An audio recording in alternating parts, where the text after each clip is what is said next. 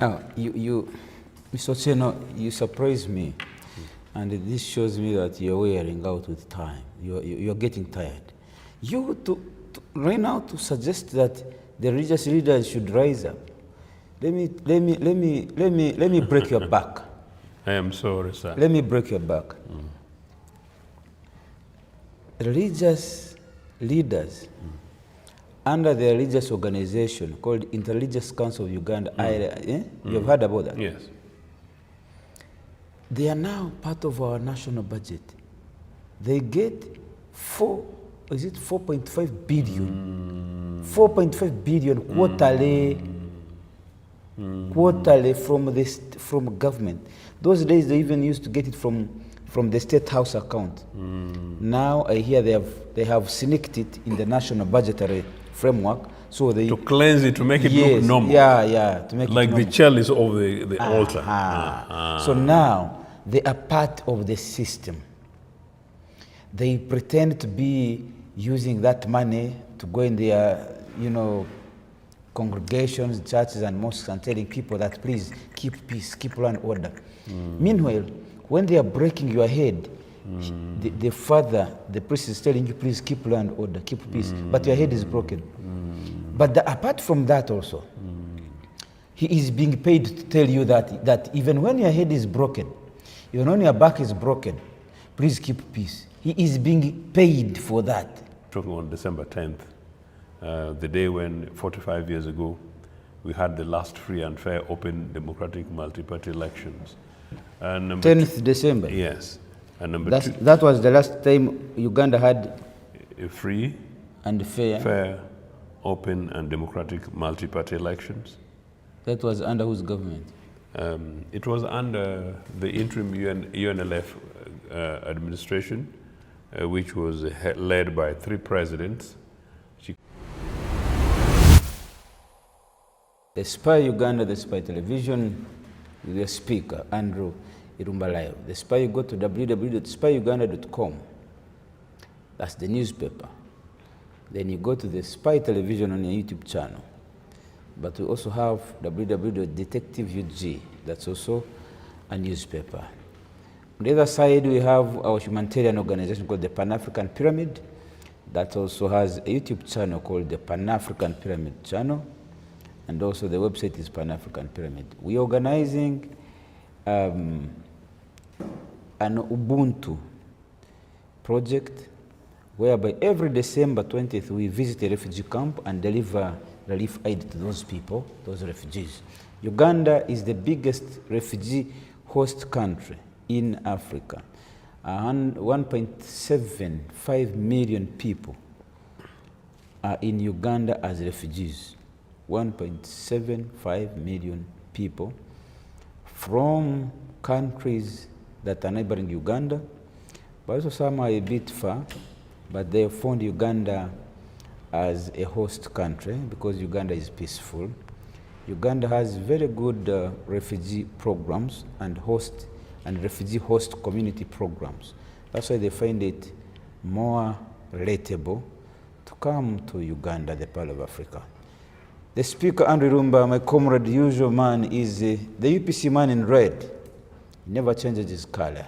What has changed on him this morning is that he doesn't have a tie. He normally has a red necktie.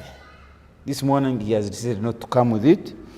But also he realized he doesn't have a coat. He normally has a jacket on him. That's Joseph Ochieno, Pintec, the permanent spokes for the late Milton Obote, both alive and dead. He's still the spokesperson. UPC has 4 presidents. Ochieno is one of them.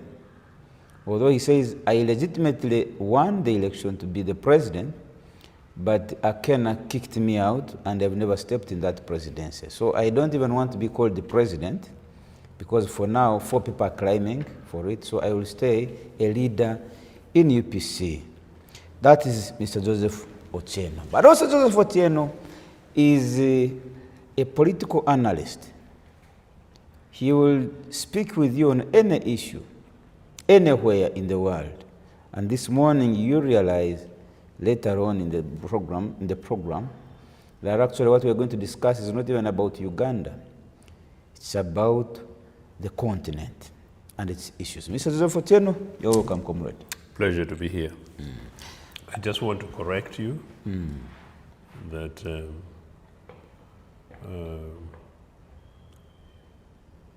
Kenya did not kick me out.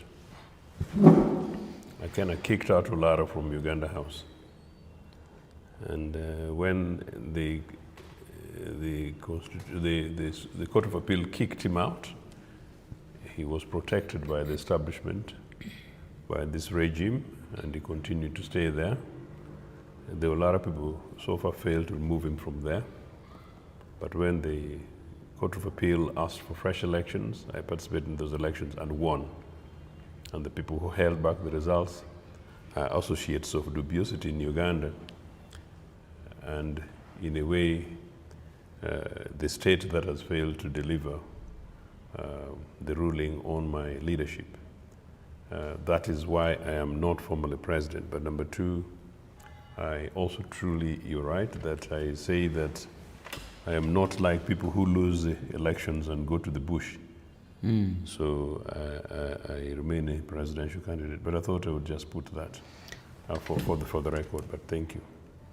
Now, for me, the metaphor I was using that Jim Akena kicked you out of office was the fact that after court declaring that Joseph Ochieno is the legitimate, legally elected president of UPC, Jim Akena has clung on to the chair and the office, and so he has locked you out. Have you been able to access the office? In a way, I have not been able to go to Uganda House because I cannot go to an occupied territory, nor can I go to an occupied territory occupied by evilish interests. Yeah, so that was the context. The context in which I used that.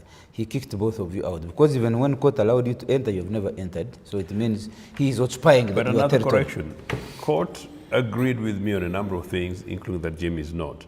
But the specific declaration I'm waiting from court to make to dispose of the matter of my leadership. They've never done it, and that is quite cowardly, considering that I'm talking on December 10th, the day when 45 years ago we had the last free and fair, open, democratic, multi-party elections. 10th December? Yes. And that was the last time Uganda had free and fair, open, and democratic multi-party elections. That was under whose government?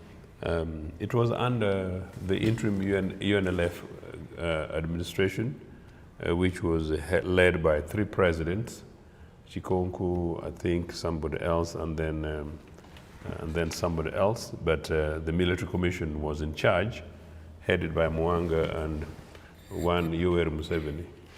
That's the election that UPC won convincingly, and that's the election that DP came a reasonable, respectable second. And that's an election in which UPM got 1 seat, thanks to DP candidate in Crispus Kionga's seat, and the people of Ankole rejected Museveni roundly. They rejected him so much that not only did he fail to win, but even the UPC that came second in that election, you know what, beat Museveni. When you reach on that statement of Museveni, you want to emphasize it so much. Because it's so factually true, and it's been so terribly suppressed that I can see your fantastic camera lady saying, "Oh, is this history, or can I find it somewhere in the Bible of 2,000 years ago?" But it's something of exactly 45 years ago, today and tomorrow. Okay, but I hope now you are comfortable with the fact that tables have changed since 45 years ago. Tables have changed. I will not ask for your opinion on that side. Let's go straight to our today's topic. If you don't mind. I will mind, sir. Because of the historic nature of today, that this day in history, not only was it the first time that there was an open, free and fair elections, that the election loser issues a statement on the very same day saying they're preparing to go to the bush, and I'll share with that statement. And 5 weeks later, they go to the bush, allegedly one on rigging elections. Number 2, the person complaining is one of the election organizers, because Museveni and Mwanga were 2 leaders of the military commission that had removed Binaisa. And then number 3, within 6 weeks, this guy is able to go ahead and say that, oh, the government that won elections was abusing human rights. Within 6 weeks, you're able to make that assessment. And now, after 40 years in power, one militarist regime, you can break people's neck and do what Museveni has done to NUP candidate in Gulu, in Kirihura, in here in Kampala, including the other day in Bukoto, not far away from here. In Poto, they have even blocked him from proceeding to campaign. And then they held him by the road until the campaigning time ended and then yesterday. Indeed. And you wonder, how many times should Chagulanyi and all the current presidential candidates go to the bush? I am using that to expose the fact that 1980 elections was not only won by UPC, but Museveni used a terrible excuse that him and Kagame had been preparing to plunge this country into war. In fact, their statement issued by Wana Simwe of UPM at the time quite clearly says that forced done whatever forewarned, meaning they had prepared to go to the bush, you know, plunge this country into havoc, build a state, go ahead and invade Rwanda, go ahead and invade Congo. I know we're going to discuss Congo, occupy it, establish possibly Tutsi-Hima hegemonic agenda empire, then 40 years later boast about a Bachwezi empire using Mr. Museveni's own son, and Ugandans are just watching like this. But then, what do you make of the current political violence in the country? Completely unacceptable. The political violence? Completely unacceptable. And I'm not asking the young Ugandans to go to the bush, nor am I asking relatively young Ugandans of your generation who don't know anything else except NRA to go to the bush.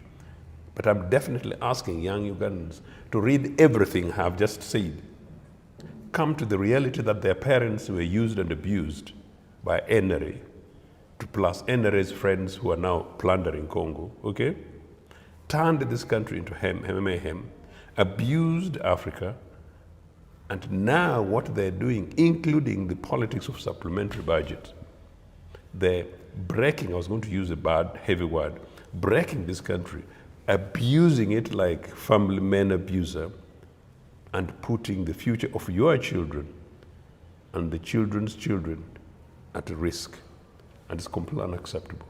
But that said, I am also hoping that somewhere religious leaders in this country should get up and say enough is enough, side with the people of Uganda, compel Mr. Museveni and his militarist regime to cease using and openly abusing the people of this country, and that they give all of us opportunity to forgive the extremes of NRA, forgive the extremes of anybody else, so that we're able to heal as a nation state, give us opportunity to have a national conversation, maybe a national conference, a Truth and Reconciliation Commission, so that we're able to turn around this country. Because on the basis of what Mr. Museveni's regime is doing, primarily to the opposition party that I don't necessarily support, meaning NUP, but that many, if not all those are Ugandan children, I just do not understand it. Because what really is the alternative unless we have this open conversation? Now, Mr. Ochieno, you surprise me, and this shows me that you're wearing out with time. You're getting tired. Right now to suggest that the religious leaders should rise up. Let me break your back. I am sorry, sir. Let me break your back. Religious leaders under the religious organization called Interreligious Council of Uganda, you've heard about that? Yes. They are now part of our national budget. They get 4.5 billion? 4.5 billion quarterly from government.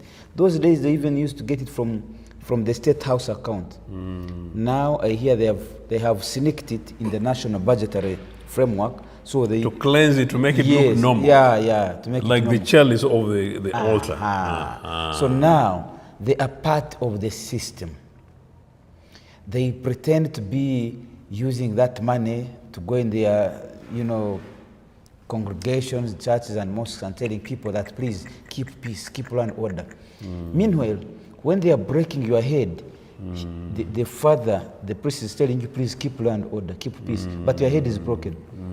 But apart from that also, he is being paid to tell you that even when your head is broken, even when your back is broken, please keep peace. He is being paid for that. That's the level of the betrayal of the religious institutions. And I'm always saddened when I see them celebrating Ben Kiwanuka's death. You've seen them? Ben Kiwanuka, the former Chief Justice? Yes. So, Otieno, if you have started now relying on the religious leaders that they should speak up, no, sir. It is now like a rosary that every bishop, every archbishop, on their consecration, there is a V8? A very nice car waiting. Yeah, V8. Actually, if one of them was consecrated and the president did not send it, that bishop would complain. That how come me, I have not got yet, others have been getting. Now it is like sort of a privilege. You have to get it. It's part of the program. So those are the things I think Ben Kiwanuka saw and rejected and stood by the truth and died by the truth. But now the people who are now benefiting from his truth, instead of maintaining the truth, they have bent down their backs. Somebody is using their backs, but at a cost. I don't know whether I should say this. But did you know that they are being paid 4.5 billion per quarter? I am only disappointed that you wanted to make life harder for me instead of recognizing that I raised it in order to allow your viewers to make their own conclusion. Yes. But thank you for that. So just to say that Ben Kiwanuka, because I'm discussing broader Pan-Africanist context of this, was very sadly killed, whatever the circumstance, now that they're conflicting scenarios, arguments, yes, for the circumstance of his death. But I must say, not because of UPC, but because, from a scholarly perspective, I found it strange that, for the record, to balance the argument, that it's completely unacceptable that Ben Kiwanuka died, whatever the circumstance. But I found it interesting that he chose willingly to serve Idi Amin. I have been critical about that, but again, for your young viewers. But also, number two, I had just called for not only a national truth and reconciliation process in this country, but also as the permanent spokesperson of Obote, the man who for the first time in life, as early as independence in 1962, recognized the import of national unity, nation building, and diversity in politics, to say that let all political parties, let all of us come and form a government of national unity, that although we won the elections, let's share this national cake at the beginning. That again is something that is always lost in history, but sometimes also lost in point-scoring politics. And the disappointing thing is that Ben Kiwanuka refused to join that government of national unity. Refused. On record, people say that KY and UPC formed to push him aside. No. Obote approached Ben Kiwanuka first because he was the leader of the second largest political party after KY.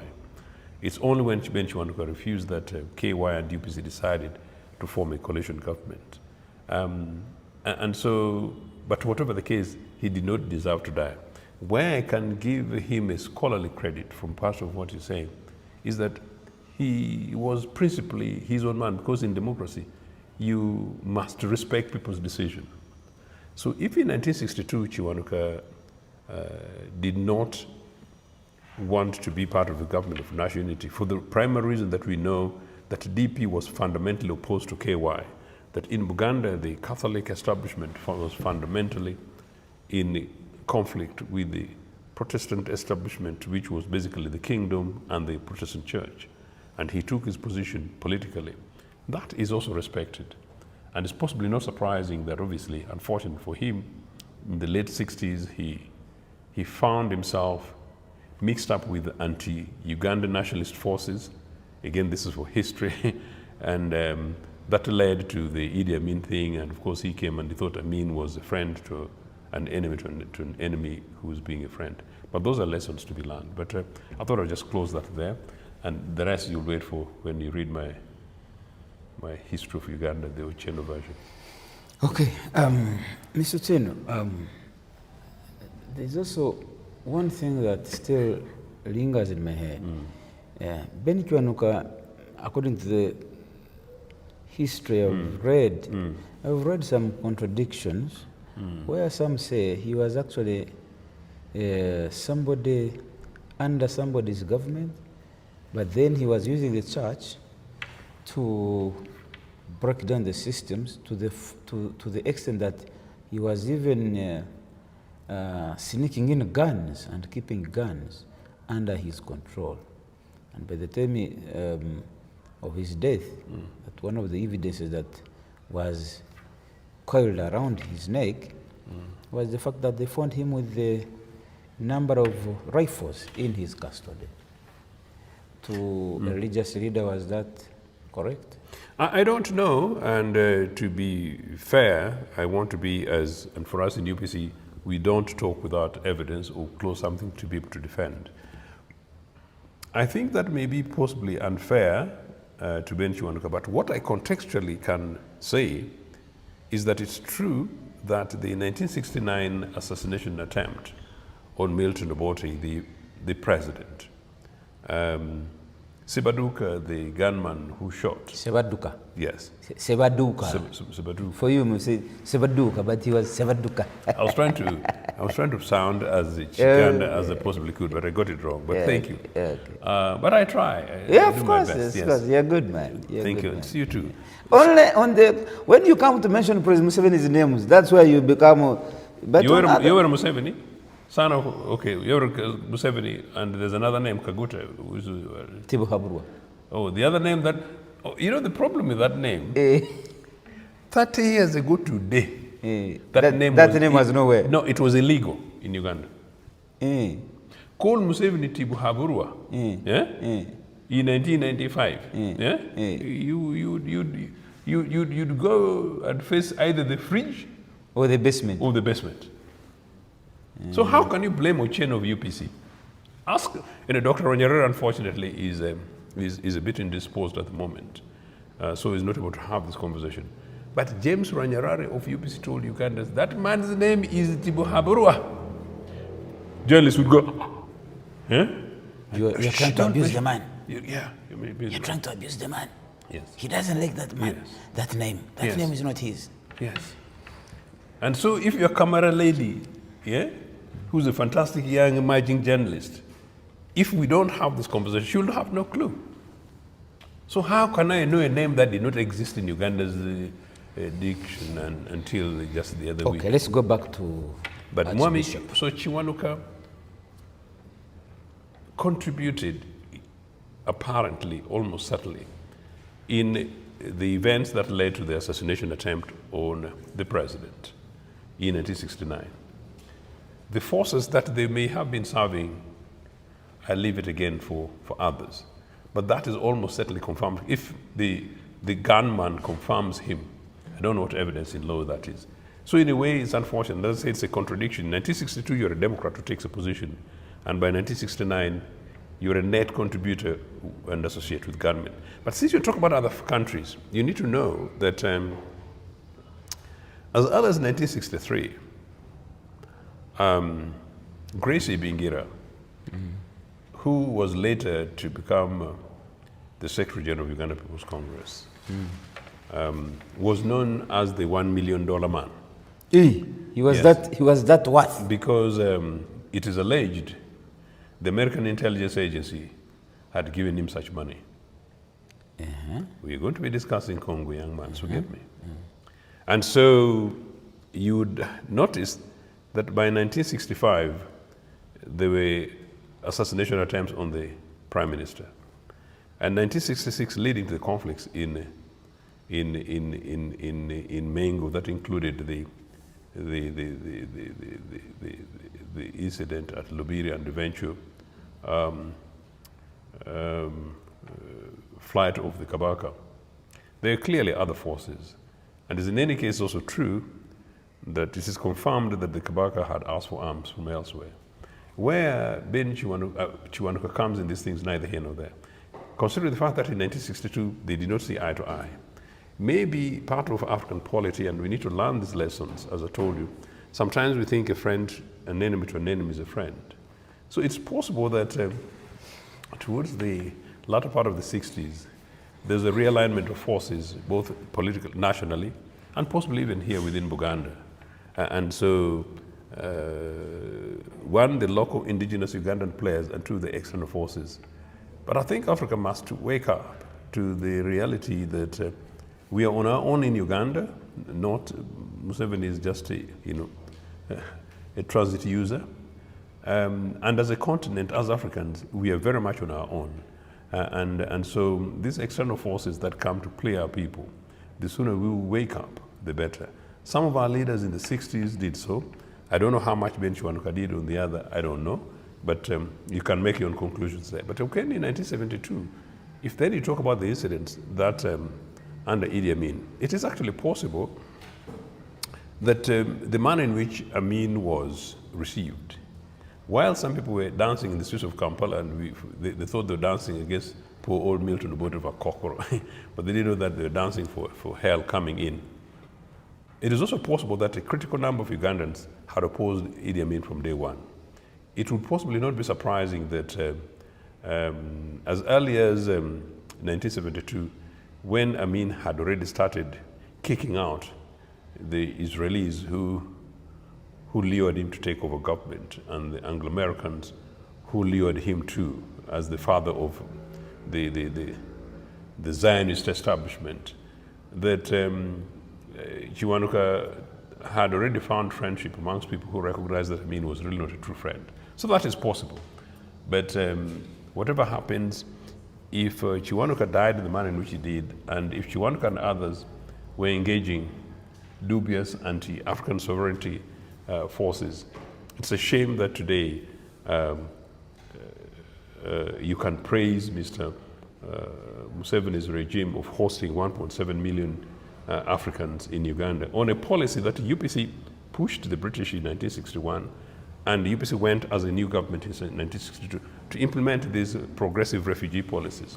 But what you don't say is that the Congolese refugees, the South Sudanese refugees, if you go into the details of conflicts in those countries, either Uganda under NRM has directly contributed to the insecurity in those countries, or the friends of Mr. Museveni's regime have contributed to the insecurity in those countries.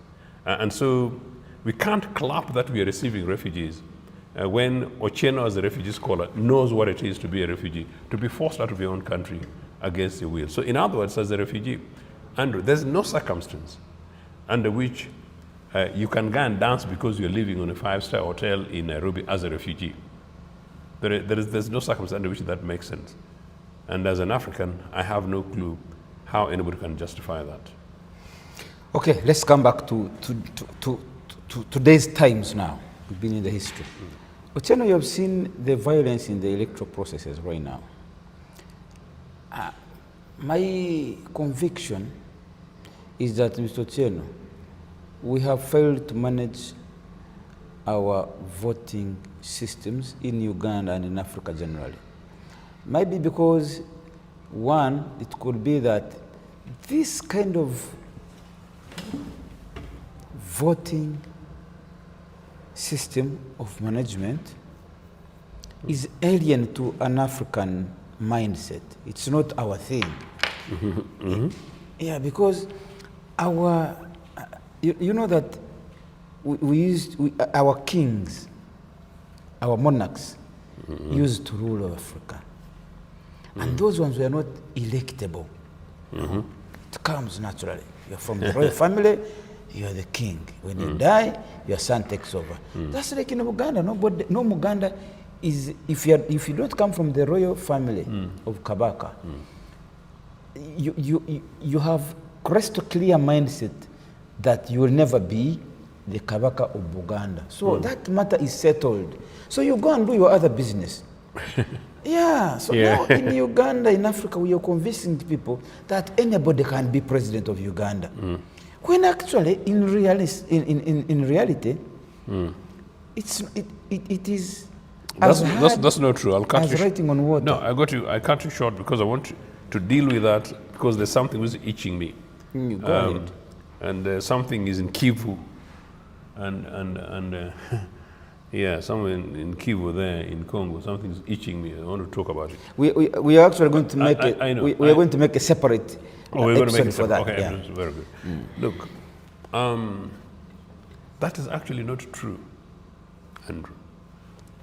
One, I'm a Republican. When you look at the violence that is being meted on people, No, I'll explain to you. when you look at the inconsistency of the Electoral Commission, when you look at the lack of impartiality in the security system, police and UPDF, do you really? Now, the man was blocked from proceeding in Fort Portal. He woke up from his place at 3 a.m. in Magere, 3 a.m. in the morning, planning by morning at 10 to be in Fort Portal, Kabarole and Bunyangabo. He was literally blocked until 6 p.m. when now the campaigning time is over, and even now releasing them to go to the hotels and sleep is next to hard. Now, what type of democracy are we trying to? It's not democracy. The issue is not democracy. So the issue is not Uganda. The issue is the people whom you guys clapped for. You thought they were chasing away UPC. No, the issue are the guys in charge of the rulership of this country. You know, these are guys who are terrible anti-democratic forces. And by the way, don't teach your camera. Your camera person is a young lady. And for the purpose of Pan-Africanism, we want more young people and young women at the helm. Don't teach them bad manners. This continent is possible. Democracy has ever prevailed in this country. The issue is, I am from a royal family in Padola, but I'm completely a Republican. I don't believe that because I am the chief of Koi Pangara, I should be the president of Koi Pangara. Koi Pawangara. You see now you're also failing to... So first, let me... Koi? Koi. Yeah. Koi, K-O. O-I. Yes. Pa. P-A. Wangara. Wangara. Yeah. Koi is this is a kingdom? Koi Parangara. Huh? Koi Pawangara. You do so badly, so I've got you today. Koi Pawangara. So next time don't complain when I'm doing very well trying to explain the name that was illegal in this country 30 years ago. You know. Koi Pawangara. Pawangara, yes. So you've done well. That is my clan, but I'm a Republican. But this is a clan in the... Yes, that's my clan. Okay. Yeah. My clan is Mtswamba. So there's Koi Pawangara, there are two Kois, actually they broke apart. So these things happen. So there's Koi Katandi and Koi Pawangara. My clan is Mtswamba. Mtswamba. From the man Toro. is boasting about his clan, man. So look,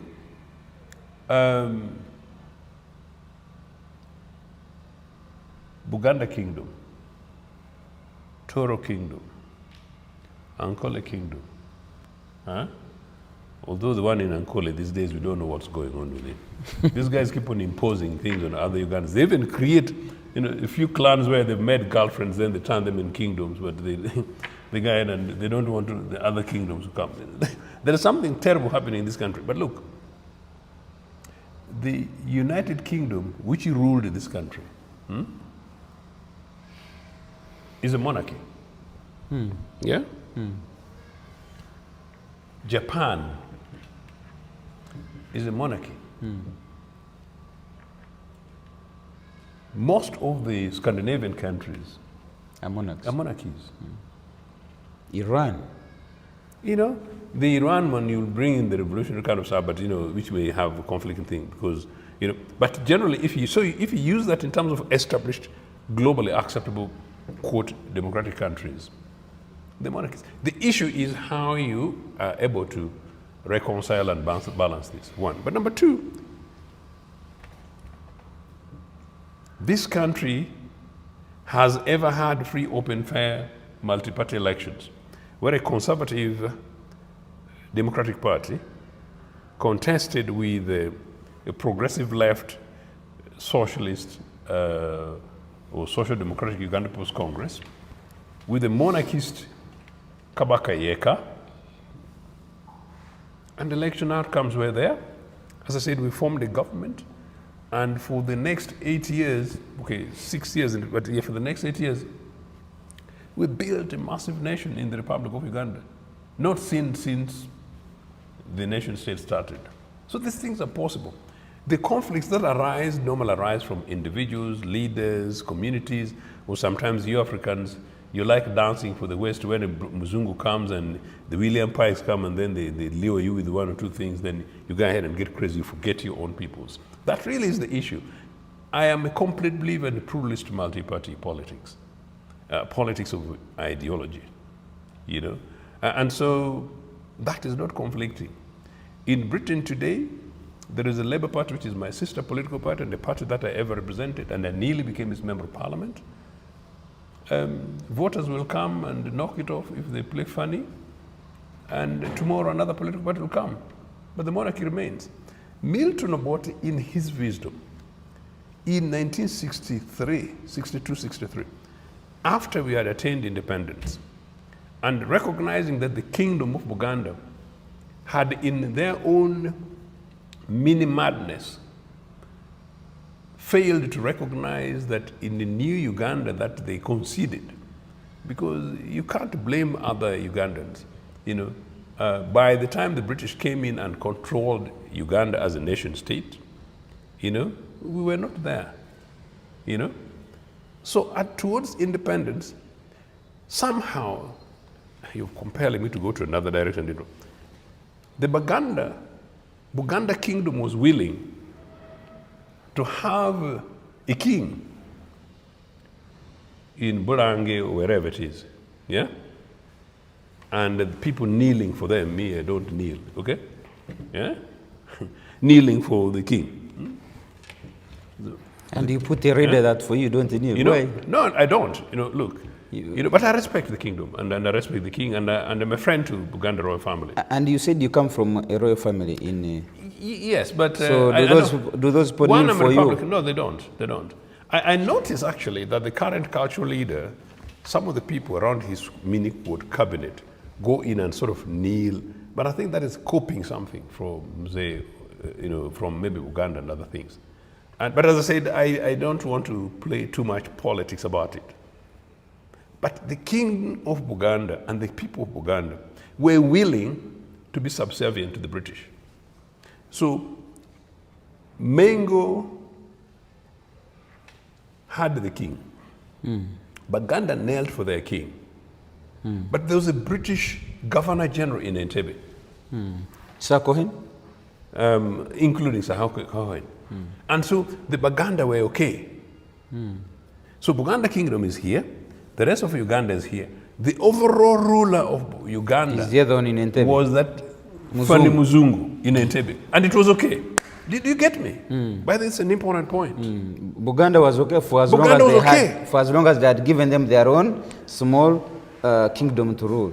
And it was a Muzungu. And it was a Muzungu. Today I'm discussing sovereignty on but they didn't bother whether the rest of Uganda were under similar arrangement. Yeah, but that's really the point. The point is, as soon as we pushed for independence, yeah, to kick out the British, by the way, people get this, to kick out the British, to have a Uganda governed by Africans.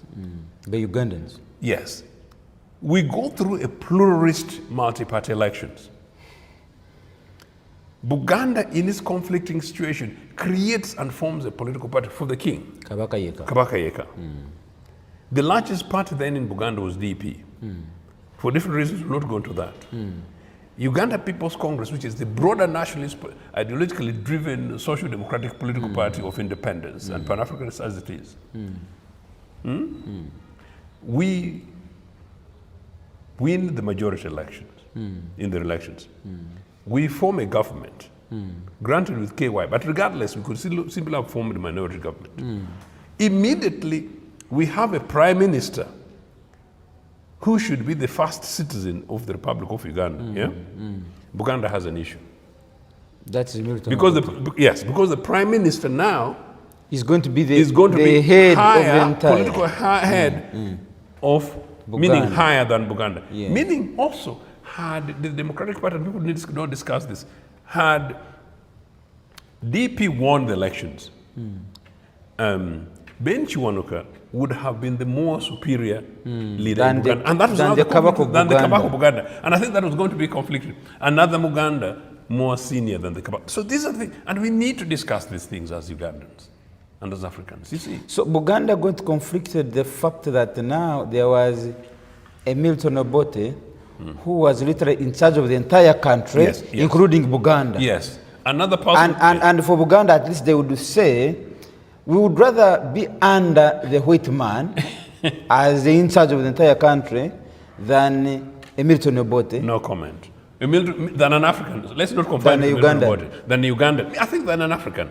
Meaning, okay, than a Ugandan, another Ugandan. Yeah. Whether that Ugandan was Muganda or not. And this is a debate that has never been had. I am putting it here for the first time. Precisely. I am putting here for debate for the first time. Good man. You see. So the mindset of Uganda was colonial. It's up to other people to see how they see it. Now, but guess what? I think because Buganda was conflicted because all the chunks of land that even up to now they demand from other kingdoms, like the Maila Kenda, the 9,000 square miles, was given to them by the white man. So they had a lot to protect and benefit from the white man. Given to them, or so in other words, the white man grabbed the land from other people and then gave it to them? Yes, the white man so grabbed. Then why are you using giving then? The white man grabbed the land because the white man did not come here with the land. He found it here. And he found people on it, and people were owning their land communally.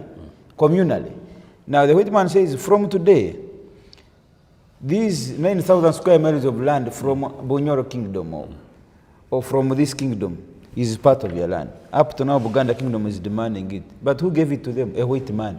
Okay. So I think they had made some good relations with the white man, and bringing a Ugandan to be in charge of the country, they realized this wouldn't be good for them.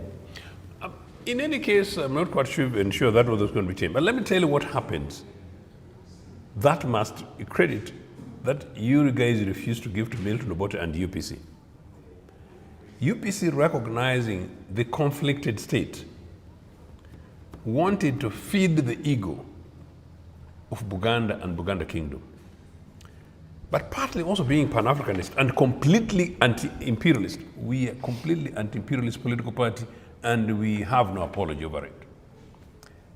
So in 1963, we said, we must dismantle this new colonial enterprise. So amongst the first countries in the British Commonwealth, we said we are going to have to kill the office of the Governor General. We are going to dismantle the British system. The whites must return, must leave our country. So in the office of the Governor General, who was supposed to be the supervisor of government,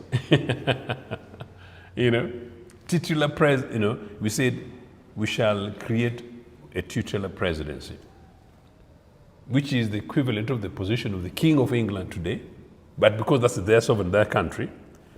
But in Italy it's a presidency, in Germany it's a presidency, in India it's a presidency, in Israel it's a presidency, So we will make that position elected, but rotational amongst cultural institutions. Or, in the absence of that, eminent Ugandans. So, what happened? We said we dissolve the office of the Governor General. They pack to their England, create an office of president, meaning, I know this confuses people. executive prime minister as the prime minister of Britain, prime minister of Italy, prime minister of Israel like Netanyahu, who bombs and some people kneel for him, you know, kind of stuff. Prime minister of India, okay? Those are the elected leaders of those countries. They are in charge of those countries. Now, the nominal position of presidency is basically symbolic, like Governor General. So like the Queen or the King of England. Yeah, something a little like that. So because the daily administration of the country is normal at the Prime Minister level. The other one is symbolic. And this is a democrat. That's correct. So what did we say? We say we create an office of the president, meaning that symbolic thing. Not the current president like this other one who appoints everything, including your money. And can create a new name for himself if he so wishes. You know, do you get me? Okay. We said the first person to take the office of the president should be the King of Buganda. So what UPC government, and I don't know whether, do you have political scientists to follow you? Yeah, sure. Do you have constitutional leaders to follow my following is the elite Good man. people. And do you have historians who follow this? Yeah, sure. Yes. So they should take this very seriously. And the other day I met a very fantastic lawyer, senior lawyer, who had no clue about the 1963. And I said, now, how does this guy go to law school and go to LDC? But that's a different topic. So look, so the idea then was that Sir Edward then becomes president of Uganda on a rotational basis. So that means from 1963 to 66, the King of Buganda had now an opportunity. In other words, UPC killed a political lacuna by making sure that there's a possibility for the King of Buganda to have a symbolic nominal leadership over the Prime Minister. How to get this? Now, after we gifted the King of Buganda that, partly in 1964, the land issue, you talk about Bunyoro, we pushed a referendum that had been agreed not by UPC, by everyone else. Buganda refuses. Buganda loses some counties. Buganda blames UPC instead of blaming the Bunyoro voters, whose land I think quite clearly belonged to them. It may have been stolen, what you're trying to refer to, or grabbed. 1 year later, there's an assassination attempt on Milton Obote, the executive prime minister. The assassination attempt on Milton Obote goes towards the King of Buganda.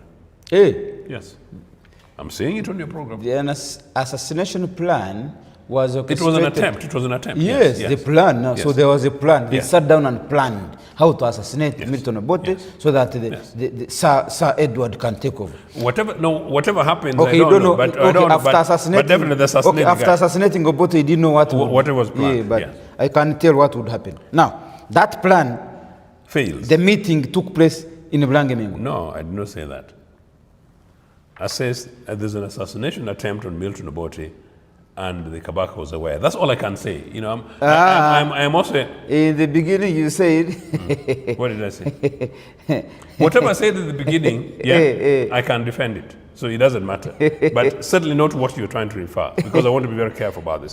But anyway, whatever that happens, this assassination plan, the Buganda leadership. It's not assassination. There's an assassination attempt. An attempt on Milton Obote, in which the king was not unaware.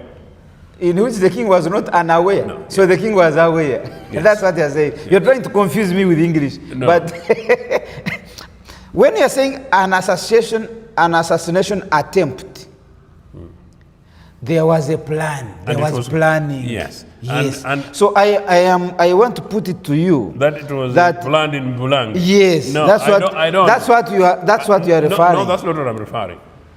So you want to say that the planning was... do you want to say that the planning took place in the Toro Kingdom? Or Bunyoro Kingdom? Oh, by the way, these terrorists, ask people who've done terrorist things like people like the Musevenis who planned also things. Some of these plans can take place in anywhere. For example, the 1985 coup, which involved DP, my Catholic Church with the Musevenis, some of the deals took place outside Africa. So it can take place anywhere, the discussions. Okay, finish your thought. Yes. So, The kingdom gets involved in these things. The Uganda kingdom. The Buganda kingdom gets involved in these things. With the king. That's what I wanted with the knowledge of the king, gets involved in these things. Who was that king at that time? Sir Edward. Sir Edward good friend Mutesa. Yes. Yeah. So, and, That's what I wanted and to another confirm. incident about the arms. But I think another incident involving the arms. And then a preparation to kick out you non-Baganda from the soil of Buganda. Did you know that? 1966, the Luchiko of Buganda, had issued an ultimatum that central government of Uganda, led by Prime Minister Idi Amin, should leave the soil of Buganda within 90 days. Nani Baganda should leave Uganda? The central government should leave Buganda. Oh, central government, okay. So, in 90 days. Just like Amin gave Indians, Asians 90 days to leave Uganda. So one of the things you don't follow is that 1966... This was 1966? Yeah, I think it was February, March, something like that. So really, the 1966 thing was not a trip over a cup of tea by Milton Obote with his fantastic nice pipe. No. It was the question of the territorial integrity of the Republic of Uganda, sovereignty of an independent Republic of Uganda, the future of a united Republic of Uganda within the confine of this global big African nation state called Motherland Africa. Now, when you guys don't want to have this conversation because you want to please a few people and then you want to confine it to serve your purpose, it's a matter for you what history you give to your children. So in other words, if you don't know that 1966 was a counter-revolutionary action against the threat to the Republic of Uganda as you broadly know it today, then you've got a huge job to do in the need. You see? Ochieno, Yes, sir. you and your UPC. UPC is not mine. UPC is the nationalist political party. Yeah. The first founding president was Ignatius Musazi, a Muganda from Nakaseke. You and your party members, UPC, are you still holding grudges against UPC? Against what? Grudges against the Buganda kingdom. We never held grudges. At one time their king planned an assassination attempt. We never held grudges against Buganda. We never held grudges, and I don't know why I say that.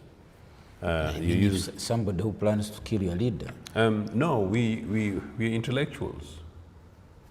We're intellectuals. We are not driven by emotions. Uganda People's Congress is not driven by emotions. Milton Obote was never driven by emotions. I'm the spokesperson. And the good thing is Milton Obote marries a Muganda. That's correct.